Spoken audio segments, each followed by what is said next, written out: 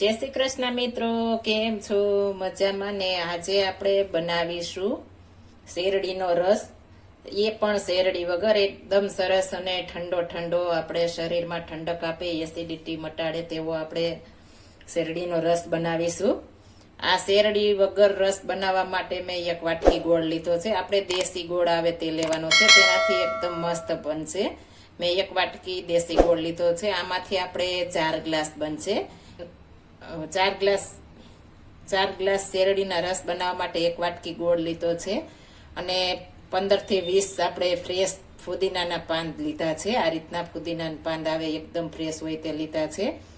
અને અડધો ઇંચ આદુના ટુકડા અને 1 કેરીની ચીર લીધી છે. તેને આપણે છાલ ઉતારીને ટુકડા કરી લીધા છે.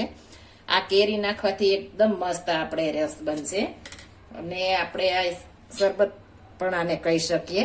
અને 1/2 લીંબુનો રસ લીધો છે. જો તમે ખાટું ખાતા હો એ પ્રમાણે લઈ શકો છો. આપણે આ શેરડીનો રસ શેરડીના વગર બનાવવાનો છે તો પણ એટલો મસ્ત બનશે અને શરીરમાં પણ એટલો હેલ્થી છે. આપણે મિક્સર જારમાં ફુદીનાના પાન અને કેરી ને આદુ છે તે નાખી દેશું બધું, અને તેમાં આપણે ગોળ નાખી દેશું.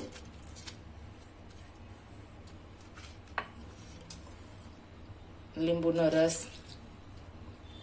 ચાટ મસાલો 5 ચમચી સંચળ પાવડર. હવે તેમાં 2 કપ હું આઈસ ક્યુબ નાખીશ. જો તમારે આઈસ ક્યુબનું નાખવા હોય તો તમે ઠંડુ પાણી પણ નાખી શકો છો. એકદમ સરસ બનશે આનાથી. હવે આને આપણે મિક્સર જારમાં એકદમ સરસ ક્રશ કરી લેશું. આપણે પેસ્ટ એકદમ મસ્ત બનાવી લેશું. એકદમ સરસ એવું આપણે શેરડીનો રસ બનાવવાનો છે. તો આ રીતના આપણે હવે ક્રશ કરી લેશું. આપણે મસ્ત મજાનો રસ તૈયાર થઈ ગયો છે.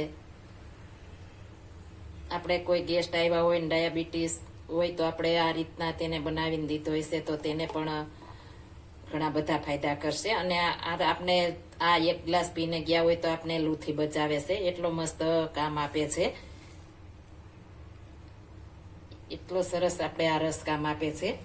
જો આ રસ પીને આપણે એસિડિટી, ગેસ, વાયુ, પિત્ત બધું દૂર થાય છે ગોળ હોવાથી.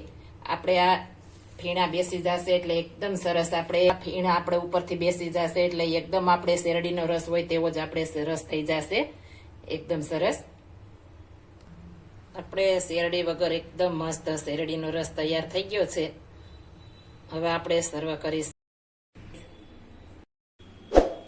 મસ્ત આપણે શેરડીનો રસ તૈયાર થઈ ગયો છે. એકદમ મસ્ત આપણે શેરડી વગરનો શેરડીનો રસ તૈયાર થઈ ગયો છે.